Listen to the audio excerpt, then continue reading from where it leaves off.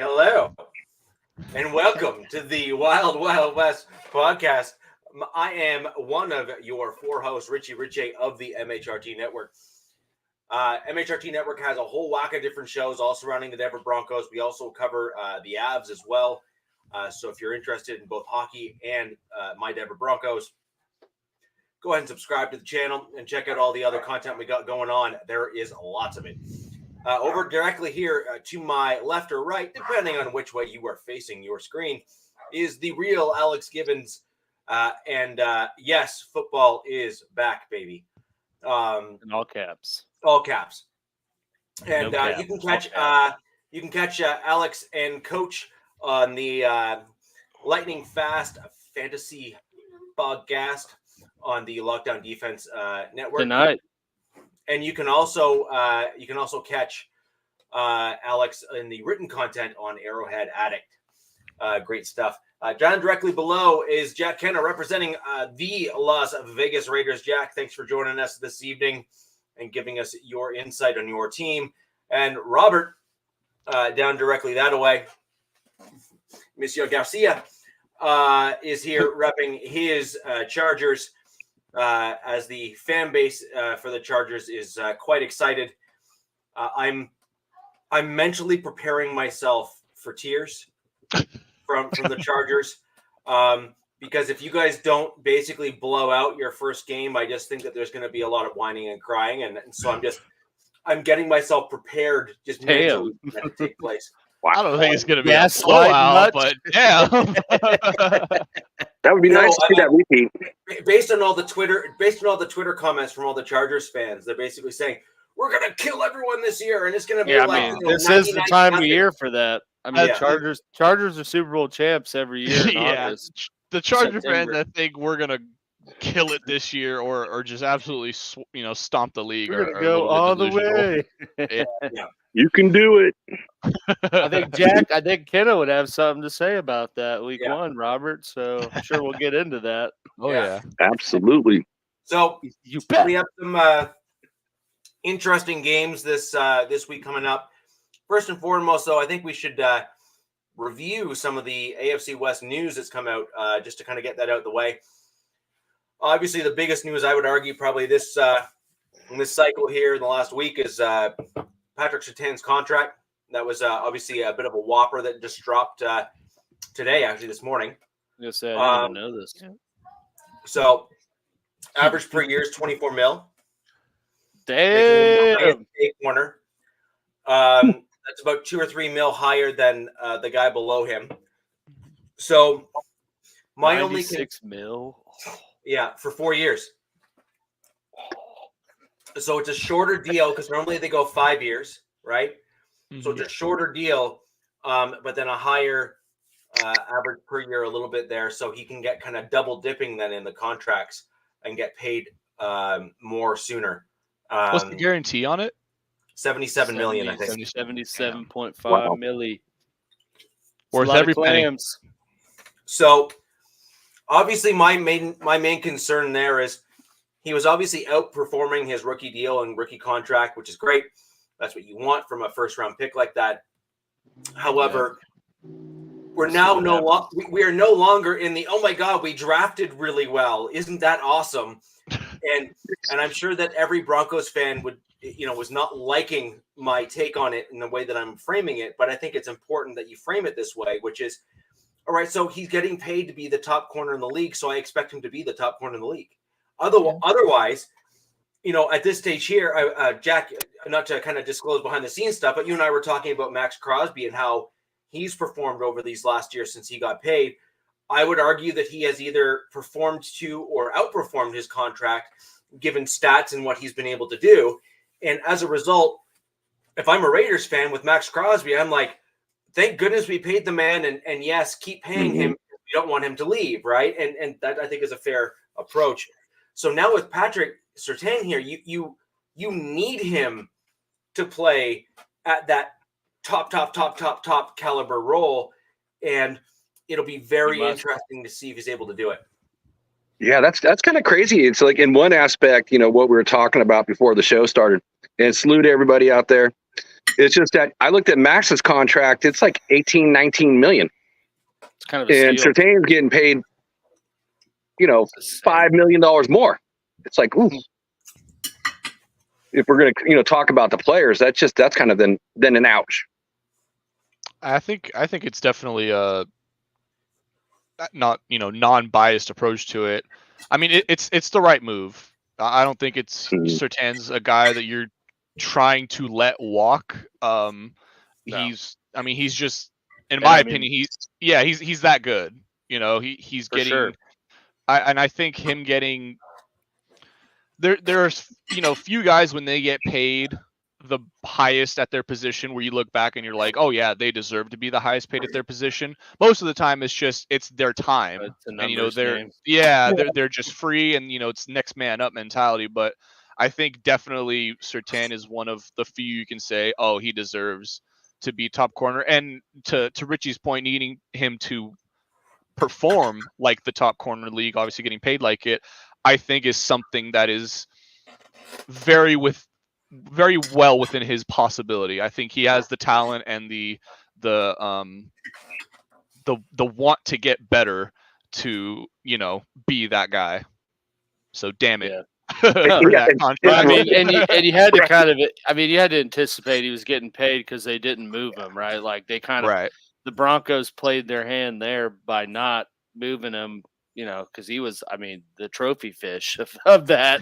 If you're doing something like that's the biggest haul to rebuild with, so you knew it was coming. And yeah, I think it's a move you have to make. It just, it kind of blows my mind sometimes when players get to get the title of like highest paid, whatever, and it's almost just like now it's just because it's their time to get paid, and it's now like, well, it just like players have a lot more bargaining power, I feel like, now than they used to, because it's like, well, I think I should be the highest paid corner. If you don't think that, there's going to be some team that will pay me that just to get me in their door. So whatever. And it's like teams are paying these guys. Because not to say that Surtain is in no way bad, but if you go look at his season accolades, it's not like he was blowing it away with first team all pros and everything, which some of it's like a popularity thing and stuff like that. But I would feel like 10, 15 years ago, someone that didn't have that stuff would not. They'd be like, yeah, you're not going to be the highest paid corner. Like I'll give you. They look at, okay, here's what Ward makes, 20. I'll pay you 19 and a half. And you should be grateful for that. So it's just, it's crazy now how the like bargaining power shifted to the players and that almost just any rookie who's done remotely well for their team is going to become the highest paid player at their position. Like it just seems that's not to throw shade on Surtain. That's more of like, just thinking of how like all these off seasons go, and you just see like this slew of receivers all getting $500,000 more than the last one, and it's like outside of two of them, what if some of them really done? Like, yeah, sure. and I don't know, it's crazy, but yeah, that the move the Broncos needed to do, and I think solidifies kind of the leadership on the defensive side of the ball, and you kind of set your your corner piece of your passing defense for the next 5+ years to build around that or complement that. So it's definitely the move to make, and good for Surtain. I'm gonna message him, see if he'll give me some money. Hey dude, you don't know me. It'll last like 5 minutes too. Tomorrow there may be another guy who gets paid, and he's not. That's what I'm saying though. Like there could be someone who's going to come up, and they'd be like, "Well, this is what I want." So let's do it now. Like even the whole Jamar Chase thing, like he's sitting out and he still has a whole year. It's like, because he just is like, well, I don't, and if, it's just weird to see how some of it plays out now versus in that, earlier days. In that case with Jamar though, it's, he's right in that they really and it really is in the Bengals' best interest to sign him right now, because this is going to be the cheapest. Only going to get more. Yeah, exactly. This is exactly what the Cowboys did. They didn't sign CD for the entire offseason until they waited until all those other wide receivers got signed, got their big money, and now they have to pay the premium on him. And it's like, you could have saved yourself what, $5 mil, $6 mil a year. Yeah, At least. Yeah. that's what I don't get. It's like, I mean, not to get off of like track, but yeah, if I'm Jamar, why wouldn't I wait as long as possible? I mean, I guess unless he's just worried of injury, but it's like someone's gonna pay you, dude. You're Jamar Chase. Like Exactly. like I mean, I think if you're Burrow too, you don't want him to go anywhere. There's no way. you Oh, can't. absolutely not. No, but if I'm Jamar, I'm not playing at all. I agree with He's that. gotta play. Nope. I'm just saying, dude, if I'm his agent, like, dude, go look at Le'Veon Bell. Prime example. Your ass is playing. I don't care. The thing is, though, the Bengals, like, they tied themselves to Jamar. They have to sign him because you already said you're not going with T. He's a free agent after this season. You already let go of Tyler Boyd prior or something like that. Ooh. So, well, yeah, I mean, he was their 3, but you know, like, you already let go of the other dudes, so it's like you let Mixon go. You let Mixon go. You've made all the moves to pay Burrow and Chase. You took Jamar with the 6th pick. You better re-sign him. He outperformed the pick you took him at. If you don't re-sign him, like you said, somebody will. He was already picked very high, and he outperformed an early round. And he wasn't a bust. Right, he wasn't exactly. an absolute bust. So exactly, and he's getting paid. That's pretty much, I think, the threshold now. Right. Like, where do we draft him? Was he remotely decent? Yep. Pay him. Yeah. But with Jamar too, it's like, you got the time to work with it. But yeah, that'd be a good question. So Robert, maybe you might sit out. Hey, so it's your you can't for fantasy. Survival pool, man. Yeah, I mean, it is still a Patriots. Let's it is. That's true. That really doesn't make a difference.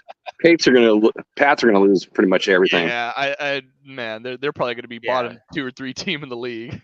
Right, but they're gonna be rough. So, but if I'm Chase, I know that I am basically the offense runs through me. Exactly. And so, if the team is trying to mess around with him and not do it the right thing, I'm going to say, okay, this is supposed to be a mutual respect. Like, we are supposed to have a mutual respect for one another between you as my employer and me as your employee.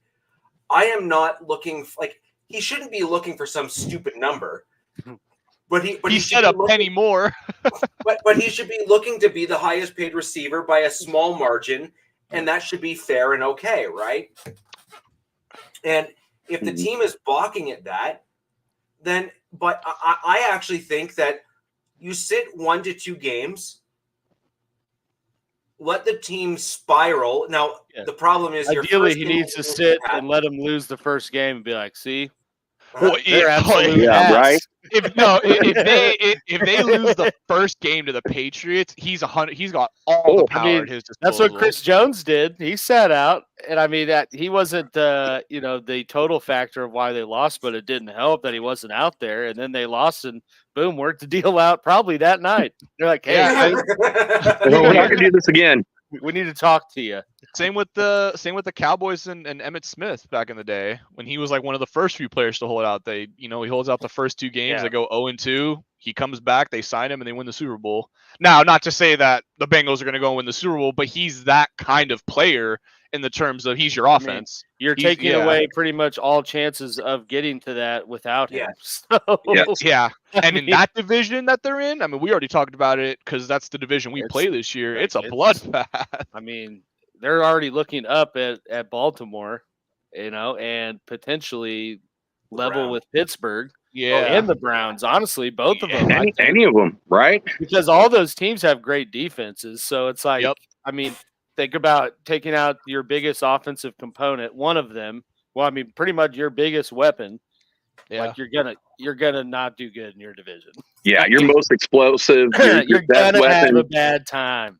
And you know what? You look at the records. They said like the worst team on there is supposed to be like Cleveland at 8-9. I mean, that's your worst team. I mean, 3 teams made the playoffs last year. 3 and the one that didn't was the Bengals because Burrow got hurt. And I mean the Steelers in that division last year, they went 5-1. Like people forget that. That's and their defense. their defense solid. if Russ They're better than solid. That's the problem. right, yeah. if Russ slash Fields can give them anything Remotely more competent quarterback play. than what was getting, what quarterback play they were getting last year, They're right they in could it. they could easily contend in that division too. So yeah, it's that'll be interesting. But yeah, Something to keep circle an eye back on. to the West. Yeah. Sertan, though, Yeah, that was so good move for the Broncos in my opinion. Yeah. so Yeah, very good. My concern with Sertan is, well, I think he's definitely that caliber of player. He's certainly outperformed that contract, et cetera, et cetera. I don't think this is a knock on him at all. My only concern is, can he perform or outperform that contract at that level? Because that is the benchmark now. Like, this is not meant to slander or any. That is the benchmark. And so, for example, I'm looking at these guys, Alex and Jack, and you have Chris Jones, who I would argue outperformed his contract given what he was able to do for you guys in your Super Bowls there. Yeah. And then you got Jack there with Max Crosby, which he's a wrecking ball and just an absolute force in the NFL. And those are two examples of top tier, elite paid pass rushers at their position. And yeah, they're the tops of the top. You know what? I take it back, Richie. Your Broncos are always messing up, the other team. So I got Jack Jones is going to be coming up then pretty soon, and I don't want to see him making that type of money. So thanks a lot, Denver. So that's kind of my concern. It's not. That's crazy. Virginia. She's That's a Chiefs fan, dude. Virginia, come on. Look. You see the logo on my shirt. I cannot bring myself to call Max Crosby a bum. I'm sorry. That dude is like terrifying. Yeah, I'm not endorsing the message. It's just quality entertainment. So it had to be posted. Yeah. Crosby's a bum. There's like Homer posts, you root for your team, and then there's a little bit of Homer delusion, and it's just like I don't know. You got to respect Max Crosby's game. Absolutely, 100%. Yeah, when the dude commands a triple team on a lot of plays, sorry, dude ain't a Does bum. that mean that I like him? No. Yeah, no. I'm as much as a Raider hater as his game. I'm as much as a Raider hater as the next guy, but that dude is. And that doesn't mean that I have to like what I'm saying, but it does mean that I believe what I'm saying. Yeah. Right? Yeah. Right. Yeah. Oh man. So, I got to deal with him week 1 too. So anything I feel. With your plan. And the crazy thing is, I look back in time. I'm like, when they drafted him in the 4th round, if whatever happened with John Gruden, Khalil Mack would have been on the other side. I mean, what a dream pairing you could have ever had. Mack in his prime with Crosby. I remember they were on Hard Knocks when they drafted him, and just watching that, I was like, that dude's gonna be good.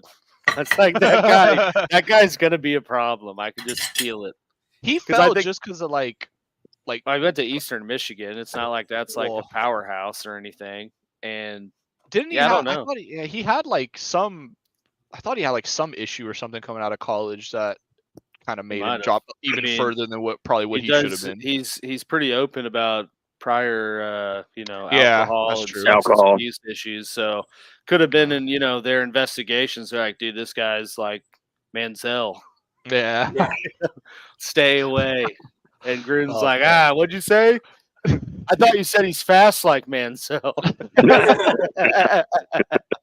Yeah. But I remember the Hard Knocks. He broke his hand or something, and he like clubbed his hand to still practice. Yeah. And I'm like, damn, dude, that guy's different. Yeah. Yeah. Well, having a guy, he is what I would call, he's your classic football player. Like not that he's like old Curly Thomas. He's the dude that is like a throwback style football player. He kind of reminds me, obviously, I think Crosby is a little bit better, but he reminds me of Derek Wolfe from the Broncos a little bit. Virginia gets it, dude. Manziel Could could have been- have cold have been great. Could have been great. Good. I agree. Yeah, a few too many cold ones for that man. And some sorry, what? flowery ones. Yeah. What? A lot of things. Huh? And then he wanted to blame Brian Hoyer. Yeah, Oh, Hoyer. yeah. Oh, Well, man. any dude when he takes off his helmet that looks like Mr. Clean is going to be a challenge for somebody. Man. But anyways, as we look ahead, it's not that I don't think Surtain doesn't deserve the contract that he got. That's not it at all. I think it's just it really does re-raise the bar in terms of what he needs to be in order to make that contract rather worthwhile for my Denver Broncos. Yeah. And frankly, as soon as he starts slipping, I think it's also going to be a fair comment and statement to make that, was that really in our best, in our interest? You got to wait and see. You don't want to look at it as like one of the worst contracts given. Well, it can't get any worse than Russell Wilson, right? No. Let's put it this way. Yeah. The other interesting thing with like above average corners is there's only like a $5 or $10 million difference, like maybe a $5 million difference or so between like the tier down. So like you have the upper tier that are in the 20s, but then there's a whole whack of them that are in that kind of like 15 to 18 range. Yeah. But, and so the point, really what it'll come down to is I don't think he'll slip much further than that mid-tier in terms of play. I think it's just a question of whether or not he's going to play up to that elite tier on a consistent basis for the entirety of that 4-year span that he's signed for that number. And so worst case scenario, and he's already proven this with his play so far, is his floor basically is like an 18 mil a year corner in terms of level of play. So then the question is, can he maintain this, 20 plus million level play on field? Yes or no? That's the real question at play here. It's not that he's not going to turn into a Russell Wilson who is signed for, some ridiculous number and then turned out to be like a practice squad cut. Yeah. You know what I mean? But he's absolutely needed. Your team really needs, a Surtain. I mean, with some of the quarterbacks, which I'm not saying mine, these guys over here, yeah, they're quarterbacks. You need a player like that. And I'm curious, and with the contract, is it just like adding on to the end of his rookie deal, or is it like starting right now and how they split it up? I think he's playing his 5th year right now. Playing his 5th year, and then his new extension kicks in. Now they may have extended and fronted him some money to spread that cap Initial hit out. Spread that cheddar out. Yeah. So he may have gotten the signing bonus, and then in turn they've spread that cap hit across this year and next. Because you got to remember, we did save several million actually in the cut of Tim Patrick. Millions. I'm still mourning that particular loss. I was waiting for you to bring that up. But yeah, you weren't here.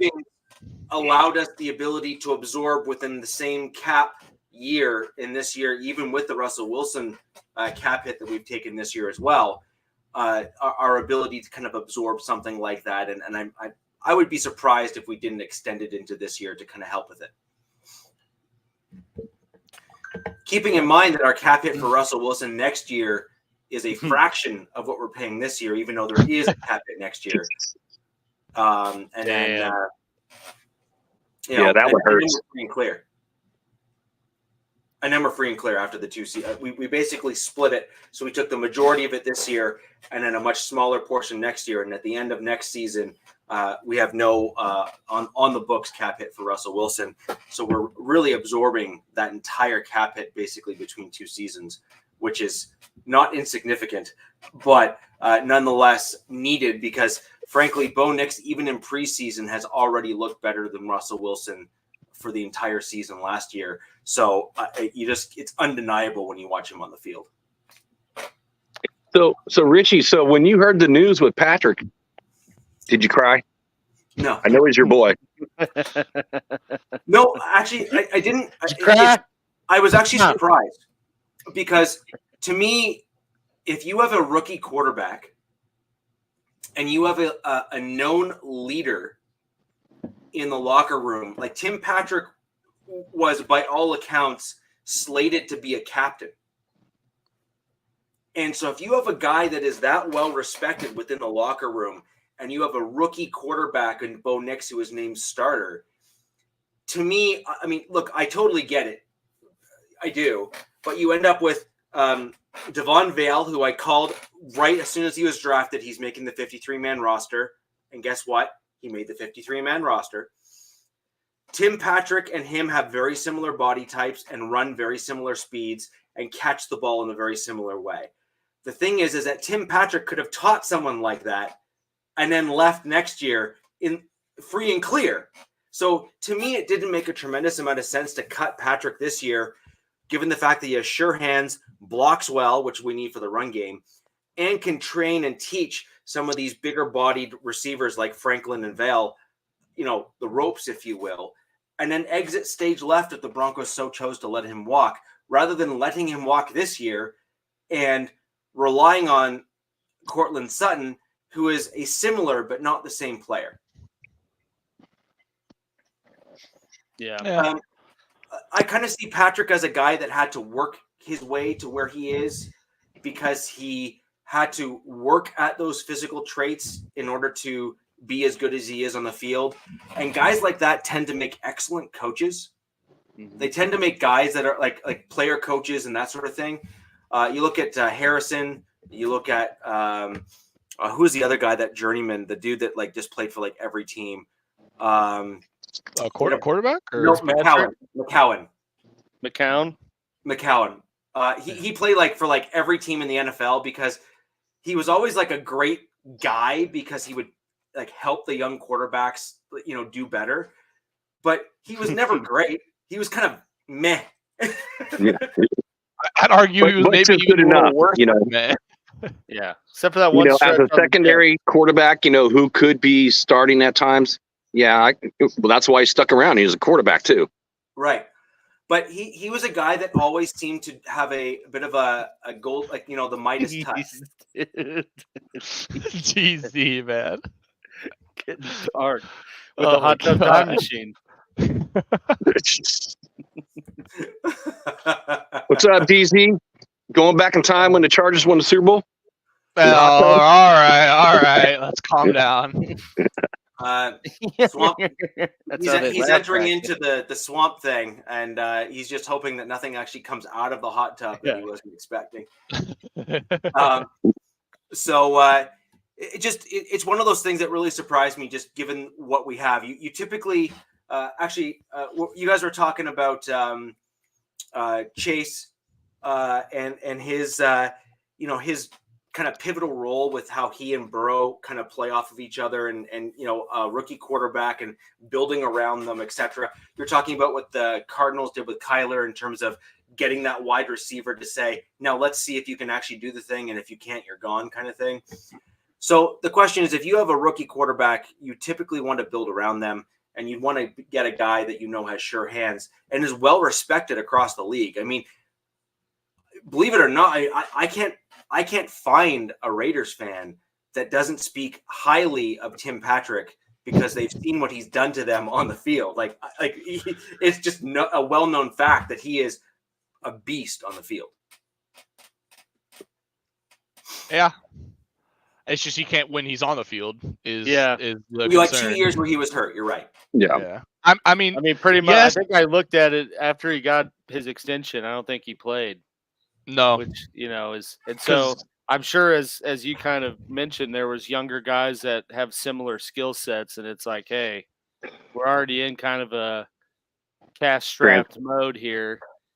Why don't we, save some off the top and get the same thing out of this guy that we brought in this year? Yeah. So it also makes you wonder, when's he actually going to be back, and can he really come back from these injuries? He was already back. He played the entire preseason. He played the entire preseason. They still let him go. Ooh. Yeah. He's not even hurt. Wow. Okay. Look at Patrick's preseason stats. He was in the top tier of wide receivers in the preseason, this past preseason. Wow. there's one of two ways they went about it. Then it was like, hey, let's let him play the preseason, make him marketable, see if we can trade him. And if no one does, we cut No him. one did. Yeah. Because I think I said last week, I don't get the optics of here's this guy that's like a fan favorite, journeyman, work his way up type player. We signed him to this extension and keep him around essentially through the whole period of it, only to release him at the end when he's finally healthy. Yeah. It's like I don't get that, but I mean, there was clearly some kind of scheme at play. It's just because I think they tried to trade him around. So yeah, no one took him at the contract level, so the Broncos had to absorb the dead cap and then allow him to walk. But there's a huge savings by letting him walk too. So it is what it is, and he could well actually play himself into a pretty sweet little mid-level wide receiver contract if he can prove that he can stay healthy this season and show that those injuries were simply just, anomalies, because he was healthy the entire part of his career, never missed a game. And then 1-2 hurt. And then, so if he can kind of continue to show he can be healthy again, then he could well play himself into that kind of like that $12 million a year style, like wide receiver contract that we see with the number 2s and number 3s that seem to get signed that are pretty good. I could see him earning something like that if he can stay healthy and do really well this season. I mean, he's worth it as far as I'm concerned. Like he's on the Lions practice squad, I think. So if there's ever a place he's going to succeed, it's definitely on that high flying offense. Yeah. So that's that was that, and then obviously you see Jalen Virgil going to the Bills as well. He's a guy that I actually thought the Broncos might keep just because he's got that really interesting mix of size and speed. I would not be surprised if he gets secured on the 53-man roster there, because he's the type of guy that Josh Allen, with his type of arm and what he likes to do with the ball, he's that guy. He's the dude that you're 6'1", and you can run blazing fast and get wide open downfield. And Josh Allen is like, how far can I throw it? I think it's actually because you guys ended up signing Donald Parham from our practice squad too, or actually I think we just straight up released him, but you ended up signing him from us. I think he's going to be great for Knicks in the red zone, just having that big 6'8" frame. I mean, it's a big target. It's hard to really overthrow him. Obviously, his thing is just same thing. Can he stay healthy? Because he's had injury bugs all throughout his career. But I think with signing him, it makes sense to let go of Virgil. But I mean, how do you feel about it? I don't think Parham's going to last very long. Yeah. Because we already have an athletic freak who's raw and is an extra man on our team because he's an international player in Yasmin. And at the end of the day, a difference between a tight end who's 6'8" and a tight end who's 6'5" or 6'6" is not a huge difference between A and B, unless that tight end is like a true athletic freak in terms of speed or some variation of it. Parham is tall and athletic for his size. He does, and he doesn't block well. Yeah, that's the thing. That's why we released him, because he doesn't block well. Yeah, he doesn't block well. So, we already have Dulcich, who's frankly, I think, a better tight end in terms of the really big wide receiver tight end Y style role. And so Parham isn't better than Dulcich. He's just not. Dulcich is another dude that, a stiff wind, breaks a hamstring on him. But when he is healthy, he is a very, very gifted pass catcher from the tight end position. And I just don't think Parham is better than Dulcich. And we already have a guaranteed extra spot for the entirety of the season for the international guy, who I think is as freakishly good of an athlete as Parham. And he's only like an inch or two shorter. So it's not even that, like, you're not losing much. Not comparable. Right? Yeah. So anyways, I just thought that was kind of an interesting thing. I mean, I think it's an interesting thing that we signed Parham, right? I could think it's interesting the fact that we kind of wanted to see what he could do. And I think Peyton is really interested to see if, with different coaching, could he actually improve his blocking skills, because he's obviously got a big wingspan due to his height. Right. And so, can he be coached in a different regime? Can't teach size. No, you can't. Like, you just can't. And so if he can learn or maybe take to a different coaching technique that would be different than he was getting under the Chargers, which, by the way, happens all the time where it works. Okay. And so we'll see what happens there. But at the end of the day, I think I'm just willing to play the odds. And I think the odds are he's probably not going to last very long. Yeah, I would agree with that as well. So interesting stuff. I think we saw some interesting moves over the yes, I agree. He is. He is.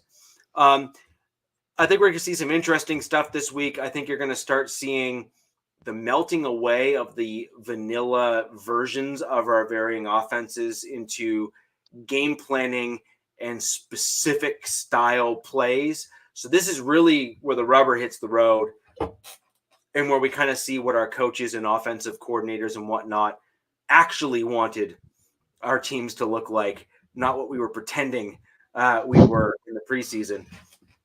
With that in mind, I want to throw to the divisional rival that's coming up. Well, before you do that, I have a question for you, Richie. So tell everyone that's out there, who are the Broncos playing, so they know.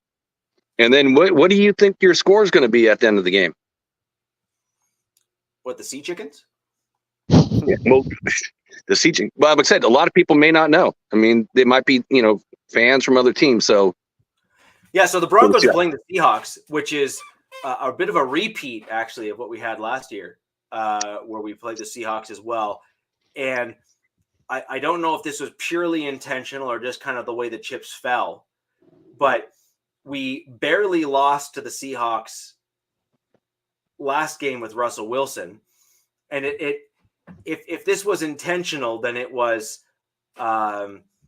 smart move, in my opinion, by the NFL, because the Broncos with Sean Payton in year 2, Bo Nix, the rookie quarterback, coming in, outperforming, looking way better than most people thought he would, being named the starter.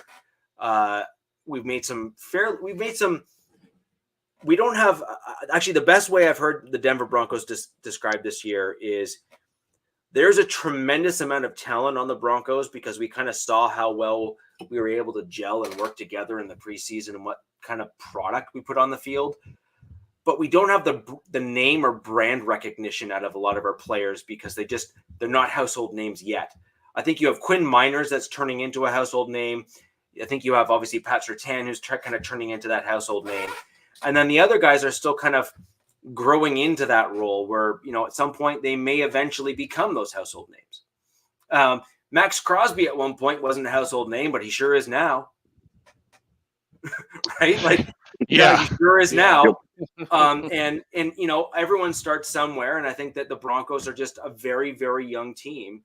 And I think you're going to start seeing a few guys pop this year on the Broncos being in that same scheme that better fits them.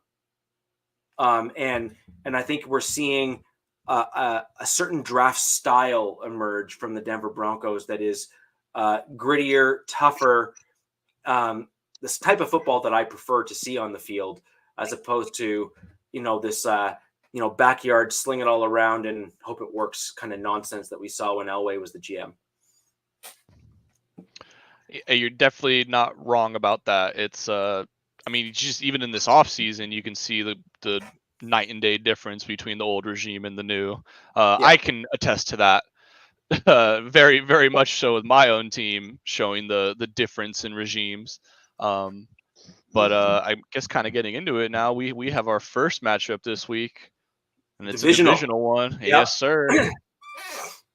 So, Jack, I wanted to throw the question you threw at Richie over to you before we kind of start this off. What do you think the final score of the game will be? I think it's going to be a low-scoring game. Week one, you look at, our edges from both teams, they're outstanding. Both coaches want to run the ball, like, go old school and just pound the rock. Yep. So I don't I don't really see a high scoring game. Maybe like, 17-20, that's kind of the range that I see it. There's a difference. You got the quarterback. I got the weapons. Yeah. You got the tackles, man, your tackles are good. And that is actually one of the things I am looking so forward to, like, seeing Alt and Max, go at it. Cause I watched Alt throughout his entire career at Notre Dame. I'm a Notre Dame fan if people out there don't know it. And Really? He's a stud. I mean, Alt's a You stud. don't say. Yeah. Just a wee bit, But yeah, that's going to be the most exciting thing to watch is to watch that battle. I'm going to be watching that more than anything else. So yeah, I think it's like a 17-20 game is where I see it. I'm right there. I'm right there with you in terms of the score. I don't think it's going to go like, we're not going to probably break 40 combined points. It's definitely going to be a low scoring kind of like a gut punching, just like back and forth, not slugfest in terms of offensive output, but just slugfest in terms of, I feel like each drive is the goal of each defense is to just make the other offense feel pain. And it's, division rival week one. It's always like to know as soon as we knew about the schedule coming out that this was going to be the week one matchup. I think all Charger and Raider fans, regardless, were excited to know that this was going to be a week one matchup. I think it's also a little interesting that we don't play each other until the last week of the season. So these two teams are going to look completely different from what we played, on Sunday versus at the end of the season. Absolutely. To give my pick, I'm right there with you in the low score. I think it's going to be, just to go a little different, I think it's going to be like a 24-20 game. Or I'm sorry. It's going to be like a 20 to like 14 game. I think it's going to be. I wouldn't be surprised if there's more field goals scored between our two teams than touchdowns scored. It's going to be like that kind of slow paced because, like you said, it's going to be straight running the ball. Your strength on the team is the defense. I feel like our strength on the team is the O-line and, probably the run game, I'd say at this point. I don't really know what our strength is based on just so much change happening. But I agree with you 100%. That matchup between Alt and Max, that is going to be like, my eyes are going to be glued to that.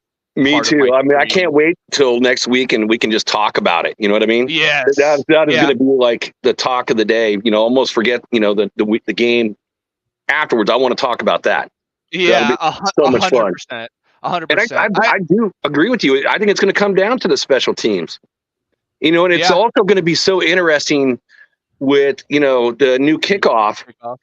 And it's like, an ex-Bronco who made the squad for the Raiders, they switched him over from running back to wide receiver in McAllister. That was the first, punt return the Raiders had since, I think, 2000, what they said, 17 or 18 or something crazy like that. In a while. And he's a fast kid. He's like a 4.34 40, like 5'10". So I can't wait to see what he does on special teams. And I was like, I brought this up last week. I'm like, why do you keep 7 linebackers? 7. And I think it's all about the special teams. So I believe that the special teams will also, besides kicking field goals, which I totally agree with you, Robert. I believe, there could be something, that could, again, be in the first week, on those new kickoff rules, and something could explode on that. So, I mean, that could be a game changer as well. Yeah, I love the fact that I know it's a little bit weird that we don't play each other again until literally the last game of the season. But I think it's going to be a really good like measuring stick for where we see ourselves in the season. Because I'm on the path of believing that the Chargers are going to be like, somewhat competing potentially for a wild card spot.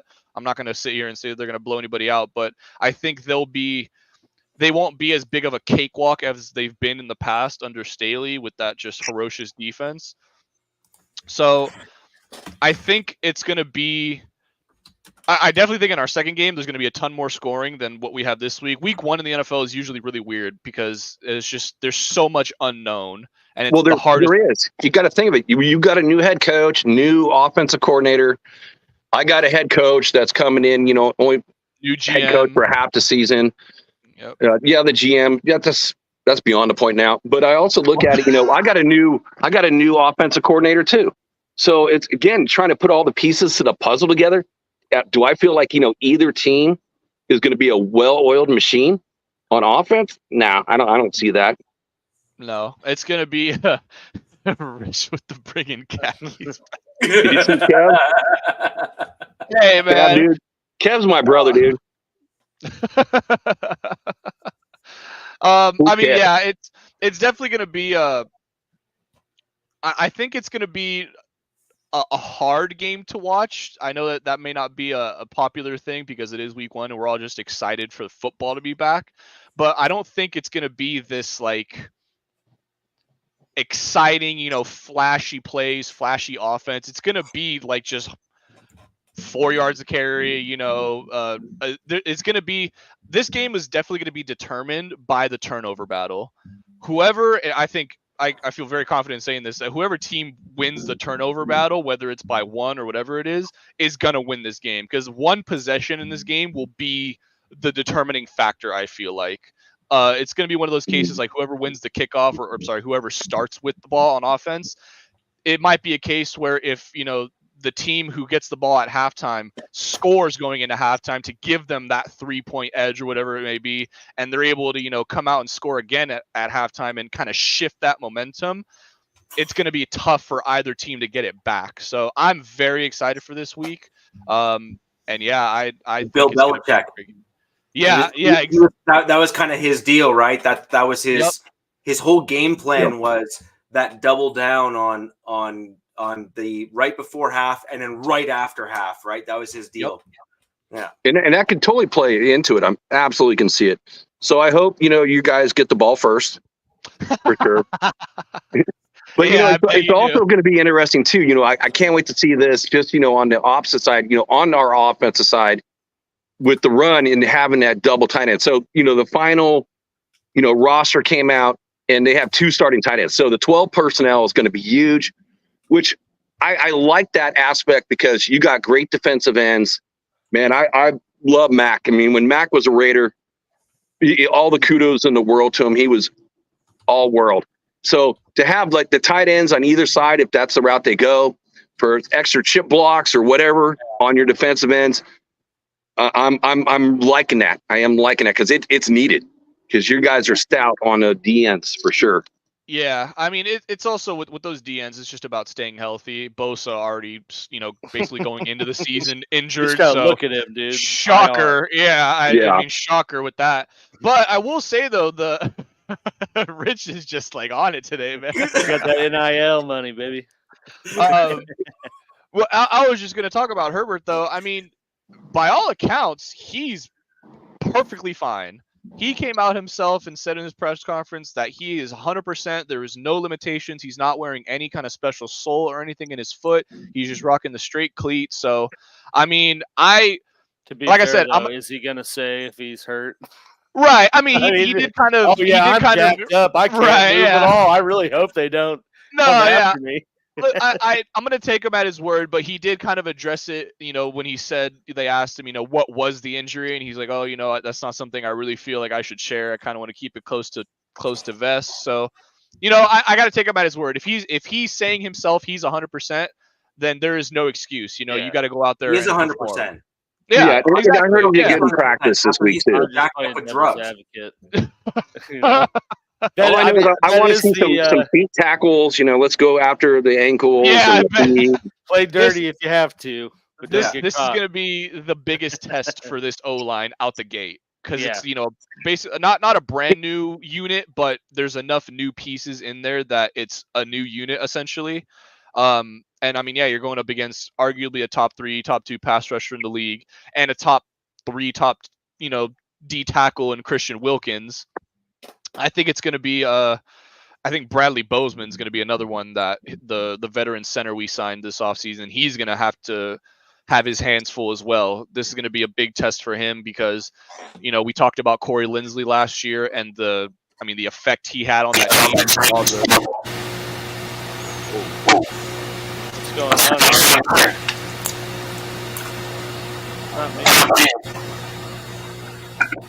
All right, what is that? it me? All right, I'll jump out and jump back in. Oh no, still there? What's going on?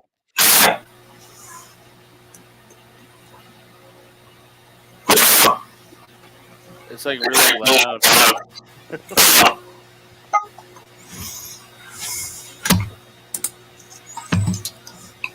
All right, I'm back.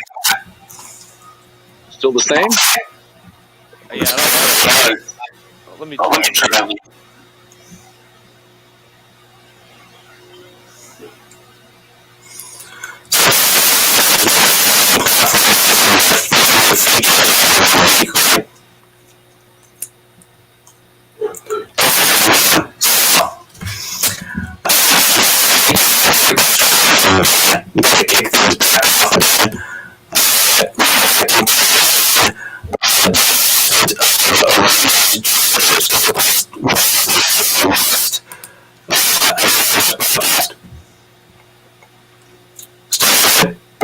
It's still doing it. Oh, is it still happening? Yeah. Oh, it's. Oh, it was Rich. Oh, Dude, I was saying that. It's you. I don't know what. It's so loud. I don't know what's going on. It's very unbearable. Yeah, dude. I don't know what Are you hearing that, Chad? Are you hearing that? It must be a Bronco thing. Am I on drugs? Holy hell! I think I got a TBI now. Oh man, dude, that like hard factory Okay, reset my Ranger, brain. Desert Raiders with us. Thank God. Okay, I'm sitting here like, dude. I thought it was me, but it's not. So why we're here? We're kind of waiting. I do want to throw There out, we go. Okay. Oh, we're good. We're good, Rich. Thank God. It was like an EMP blast in Dude, my that was ear. crazy. Oh, that's weird because it was completely normal for me. Oh wow. Okay. Yeah. So I was sitting here thinking, what do you? It had to be China, dude. You're doing that on purpose. China. It was China. Anyways, I do think this is going to be an interesting one, just to kind of chime in from the other side of things. Mm-hmm. I actually think that the Chargers are actually going to struggle in this game. And this is not meant as a knock at all, Robert, towards your Chargers. I just think that the Raiders are further along with who they are and what they're trying to do.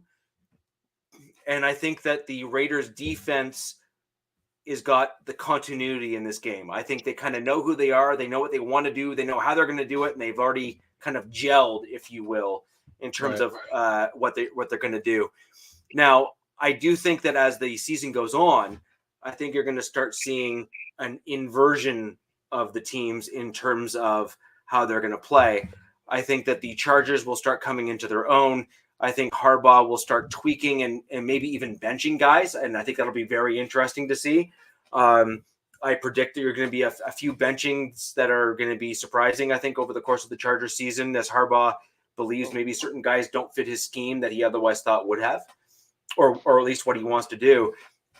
Certainly in week one, though, you haven't played enough football as a team yet under the new regime to kind of work out those kind of quirks yet. And I think that what we're going to see is that I think the Raiders will, unless they soundly beat the Chargers, but I certainly don't think it's going to be quite as close of a game as you guys initially predicted. I think the Raiders will probably come out on top on that one, somewhere, some kind of a score to like a 24-13 or a 27-12 or something like that. And I think it'll just be liking it. It'll be a defensive slugfest on the Raiders side that will force the offensive side of the Chargers to struggle. And once you start having two drives that stack up where your opponent, especially a divisional game, where that opposing defense kind of completely blows it up and or gets a turnover. Yeah. It really starts to mess with you as a team. And I think that's what we're going to, in my opinion, I think that's what we're going to see. Now, I could be dead wrong and you guys could blow out the Raiders and who knows. But I actually think time will tell. Yeah, time will tell. But I actually think that in the early stages of this season, I think the Raiders are going to be a little bit more with it. I think the Chargers are still kind of figuring out who fits where and why. And then I think that as your season progresses, much like the Broncos saw last year with my team and Sean Payton, experienced coaches will adjust for sure, but it takes a little bit of time for them to truly understand the types of guys they have and the effort that they're willing to put in. Yeah, I agree with that. I think it's definitely going to be a learning curve throughout the season for this team. This team to be riding into mid-season with a maybe more than 3 or 4 game over 500 record. But I do think one thing that kind of helps us, obviously not counting the division games, but we do have a pretty softer part of our schedule to start the year. And I would definitely, and like how you're saying, as the year progresses, you expect us to kind of, get better and better and tweak things. So to have those easier games at the start of our season is always a plus, to try to get this team kind of in gear for a, potential late season push to try to make a playoff spot. I just think, I don't think it's going to be that, like you said, not blowout, but maybe like a 2-score difference in the game. I just think that the flip from Staley to Harbaugh is going to be like Staley's defense. What he trotted out there was essentially like a new team every week, and it was almost like he was changing what he was doing every single week, so there was never any continuity. It was just like trying to outsmart the opponents, when in reality you're just you're overcomplicating your offense. And I mean, you saw the struggles that we had because of it. So I think Harbaugh is definitely way better enough of a coach that you can go from, I feel like Staley's best is not as good as Harbaugh's worst, if that makes sense. Like it makes perfect sense. When I think of Staley, I think of Madden. Like, he's really an NFL coach. I feel like he played Madden. Nerd. I think we played against you guys, and I think he went for it like on 4th down like 10 times. Yeah. Who does that? Staley. Coach himself out of the job. Yeah, only one guy who doesn't have a job anymore. So yeah, he's not on no roster. Yeah. Anyway. it was just he was completely like analytically driven, and he had no feel or sense for the game of football. So that, like, Harbaugh is the complete you tried to opposite treat it of like that. Billy Bean baseball. It's like, dude, can't do that. Yeah, so like, and you're right, Jack. That's literally what it was. It was like Staley was playing Madden, and it was like, well, if I get fired, I'll just pick another team and be the head coach there. Like, it was almost like I'll just start over. So I definitely think this team will be playing a lot more physically, and that's why I feel like it's going to be a 1-score kind of very close game. I feel like the days of the Chargers, like, having that close game into third quarter, and then they just fall out in the fourth. I feel like those days are behind us. I'm not saying that now we're going to just steamroll. I just think we're going to be playing to our competition. We're not going to be playing down to our competition, which has been our MO for like the last 3 years. Yeah. I agree. I agree. I have a little different feeling about the game. My prediction is 63-21 Chargers. Oh, I'm kidding. I was about to give you a salute. Get that He in caught me. there. I'm going to give a I salute. think Now I'm ready to give Harbaugh a is middle going to finger. do everything in his power to get to 63 points and then just stop. He's going to say there.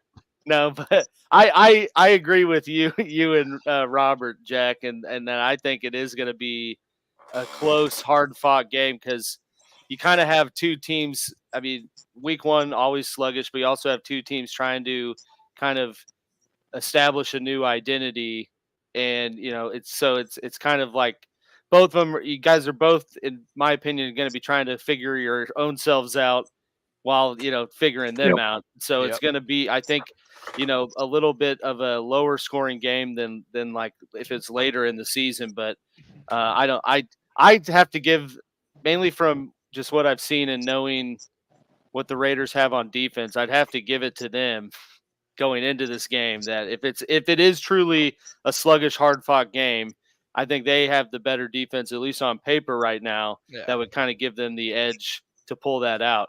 But I mean, the biggest battle is going to be those tackles, your tackles, and I mean, keeping Herbert upright and just being able to move the ball and not be flushed out of the pocket and not be, kind of paranoid with pressure.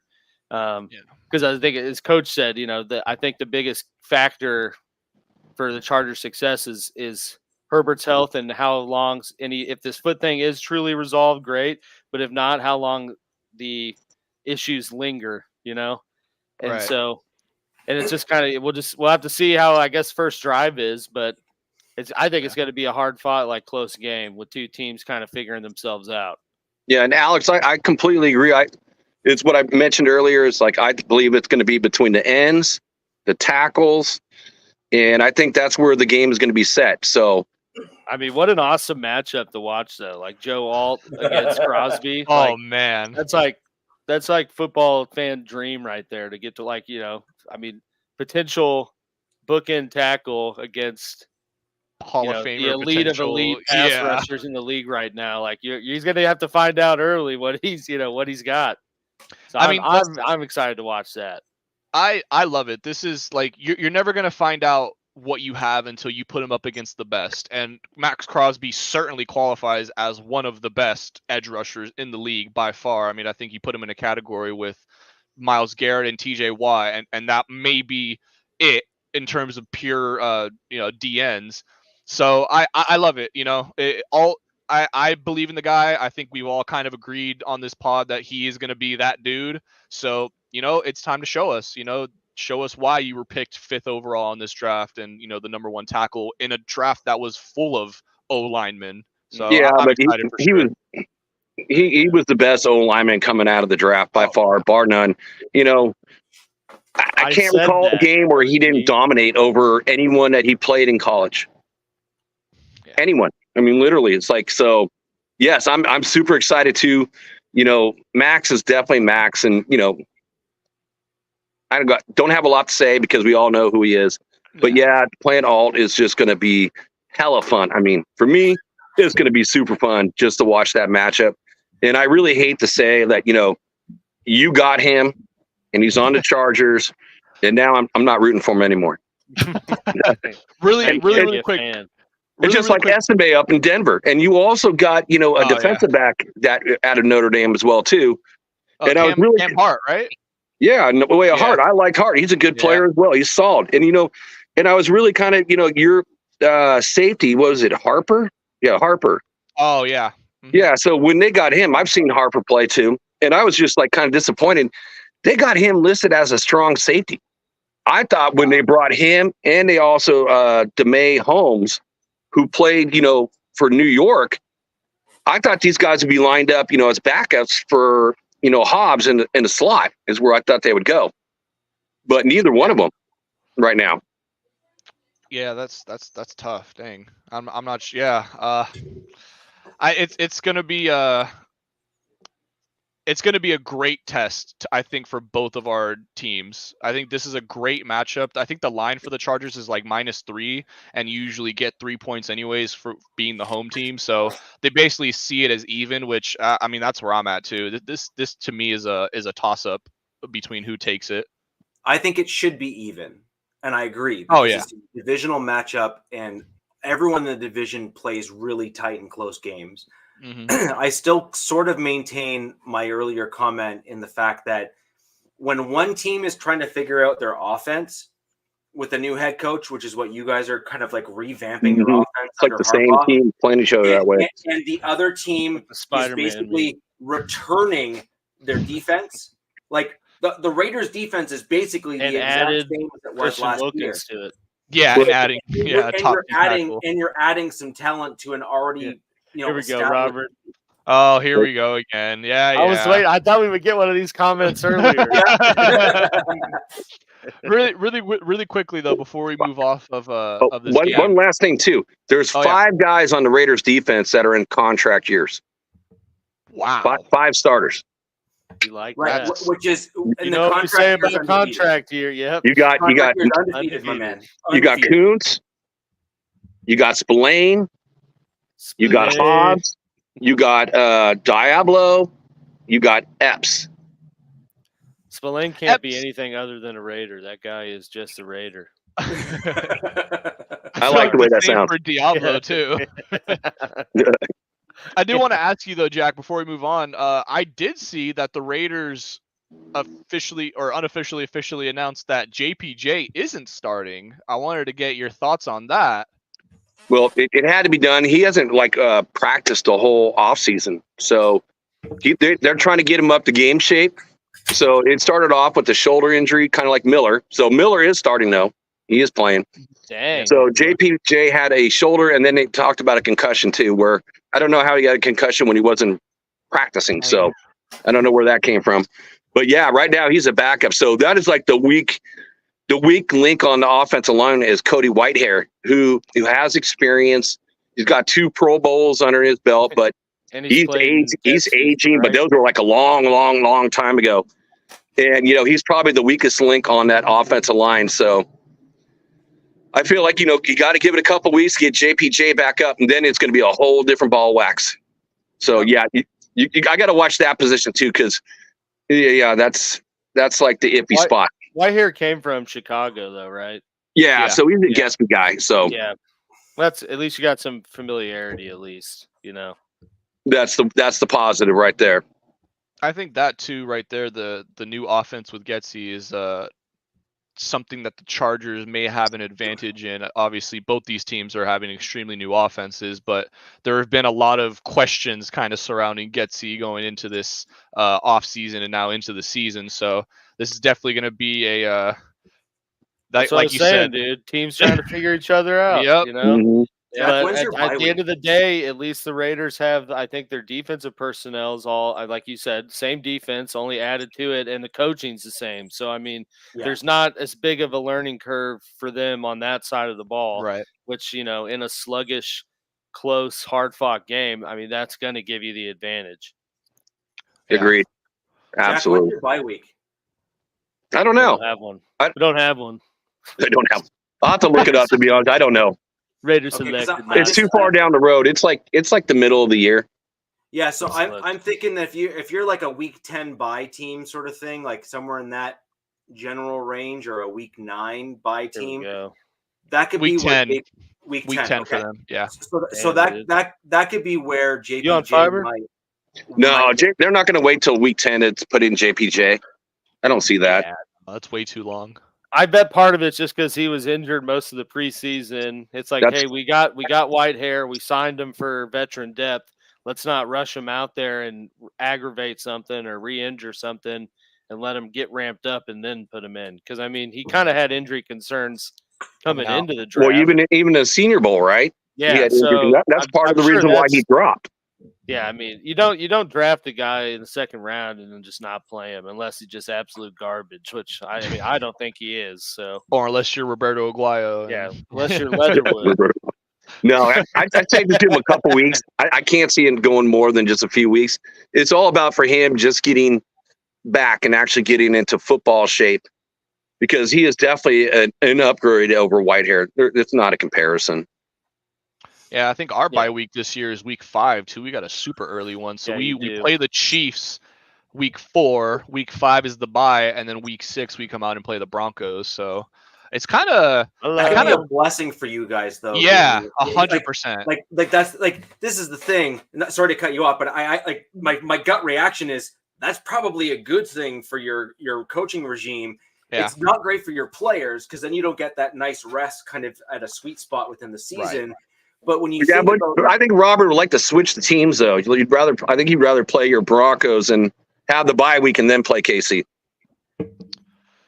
Man, I don't know though, because I feel like we struggle more against the Broncos than we do against KC. So I feel like having that bye week before the Broncos game, and I'm not sure.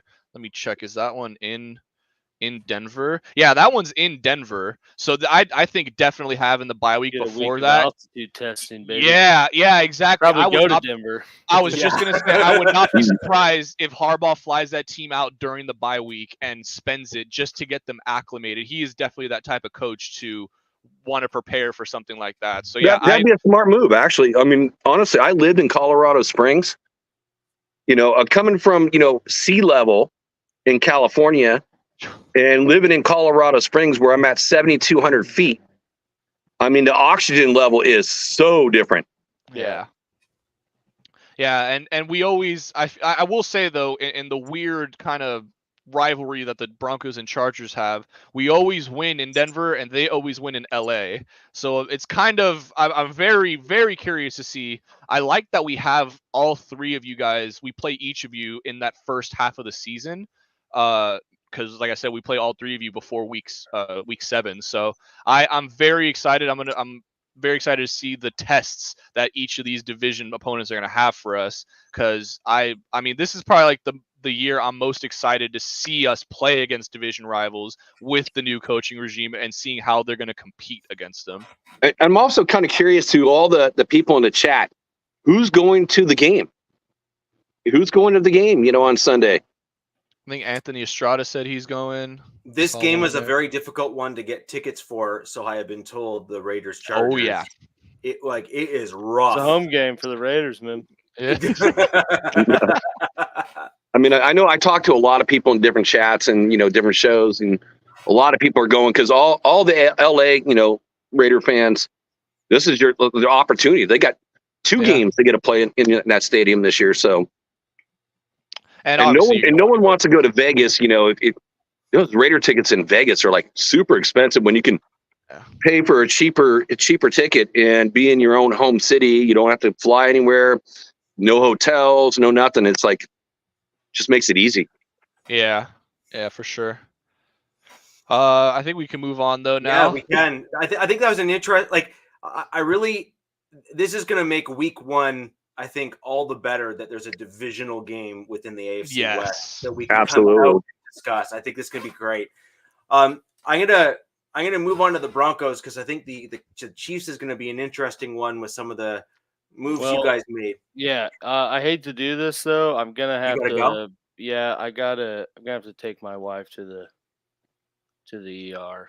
What? Are you all right? Yeah, I think everything will be fine. Just okay. God bless you, brother. God bless your wife. With that, Chiefs are gonna win. Banner night. Prediction. Give me your score prediction. 27-21. I do think it will be a hard game. I think the Ravens are going to obviously make an emphasis to run the ball more with Derrick Henry. And, the fact that they kind of didn't do that, which some people think is the reason they lost the game. Biggest question, I think, for KC is going to be the secondary. Like Zay Flowers kind of carved them up last year a little bit. And it came down to Snead making an MVP level play to flip the game. I'm curious to see how they match up. I think McDuffie can be the guy to, kind of go with Flowers, but it'll be kind of the rest of them and how they pick up, the pace and everything. But at the end of the day, it's at home, first game of the season. Like, you got all this explosive speed we've added to the offense. Hollywood Brown will not be playing, but excited to see how they use Worthy. Healthy Travis Kelce, no Chris Jones holding out. I think we see a good game that the Chiefs win. Good close game, with some offense. For sure. And ladies and gentlemen, I want to see some comments in the chat wishing Miss Givens a speedy recovery. Alex, I hope all goes well. Keep us posted. Thanks, guys. Yes, football's back, fellas. I want to see some comments there in the chat. Ms. Givens could use some well wishes at the moment.